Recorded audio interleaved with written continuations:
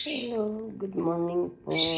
It's Saturday morning and I'm eating my daily breakfast.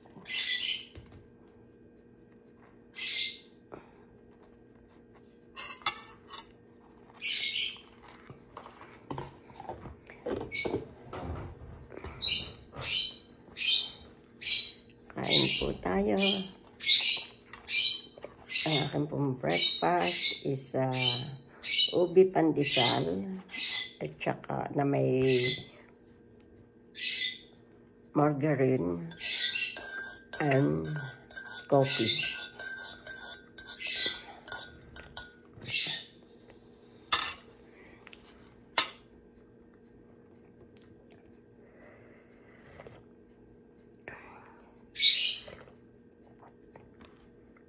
Let's start the day with breakfast.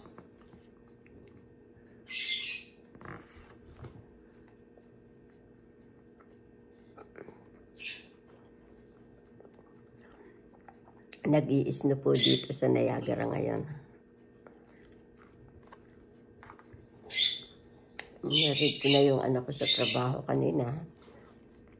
Kasi ginising niya ako. Kapasok daw siya ng trabaho. Nag-i-snow. So, nihatid ko. Eto, pagbalik ko, saka ako nag-breakfast.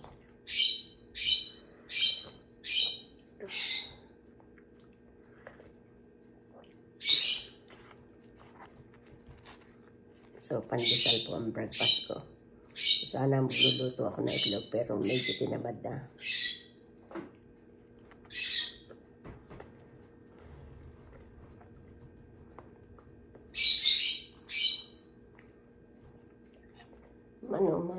Maliwanag naman sa labas, kaya lang nag-i-snow.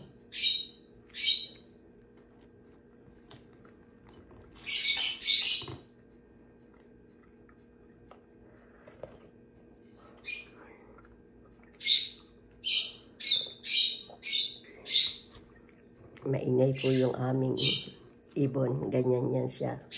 Every morning, maingay yung mga lovebirds.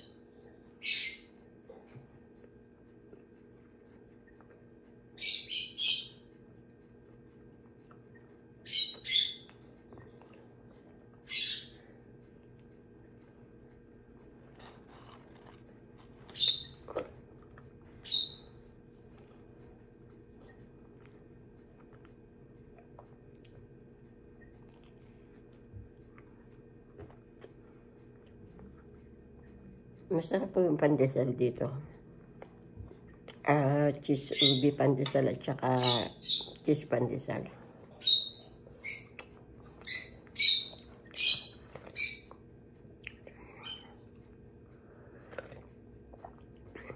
Basta ko po sa umaga hindi mawawala yung aking coffee. Lagi ako may kape. Dito sa amin ako lang umiinom ng kape. Husband ko hindi siya umiinom ng kape. So ako lang po. Mga bata hindi din nagkakape.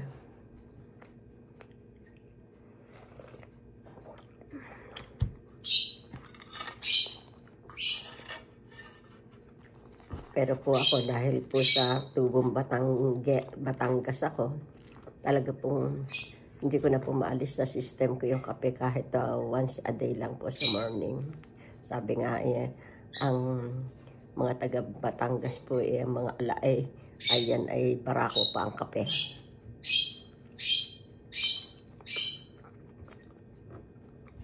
Yan po ang namana ko sa aking mga magulang. Yung kailangan magkape ka sa umaga.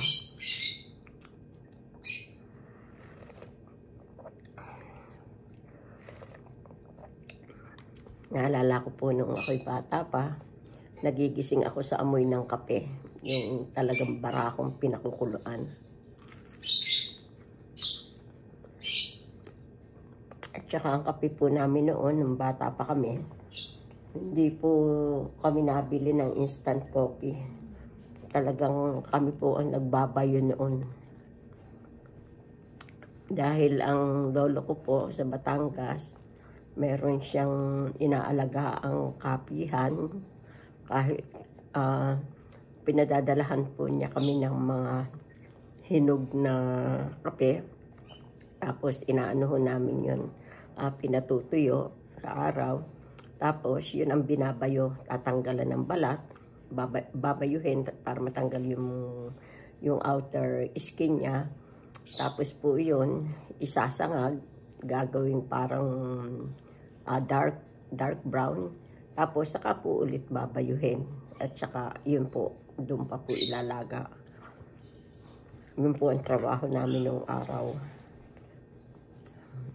Tinutulungan po namin si tatay at saka yung stepmom ko para magbayo ng kape. Pero super sarap naman po nung kape na yun. Talagang pag nilalaga yun ng tatay ko every morning, alas 4 pala ng madaling araw, meron na siyang nilagang kape. Talagang ang noon, ang amoy ay humahalimuyak sa buong bahay. So, nagigising kami sa amoy niyang nilagang barakong kape. Tapos, pag minsan paggising namin, siyempre po sa probinsya, malaki yung bahay namin. Meron kaming parang pinaka-plaza sa harap na sementado, bilada ng palay. May mga upuan ho doon, may mga bangko na mahahaba, makikita namin. Pagising namin, yung mga kapitbahay ng mga lalaki, ng mga kaibigan, kamag-anak ni tatay.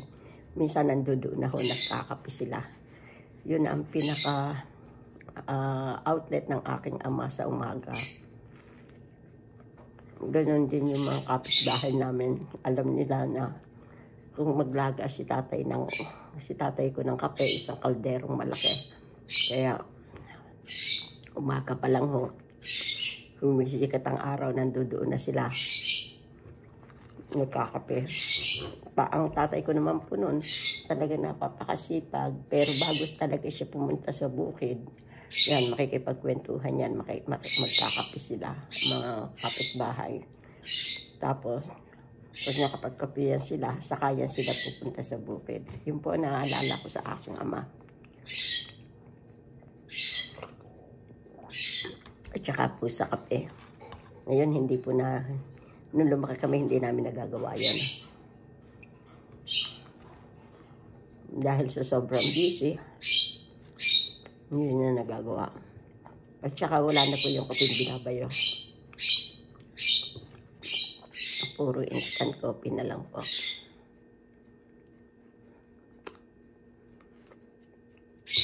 Pero although instant coffee, hindi din po nawawala sa system ko yung kape.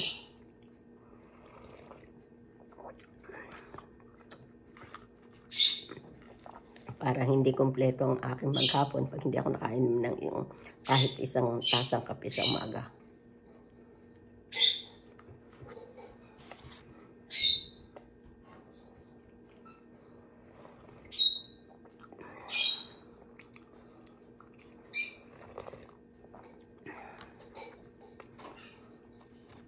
Kaya pagpapasok po ako sa trabaho, pag nagmamadali ako, hindi madaan ako sa kahit isang coffee, tasa ng kape sa coffee shop.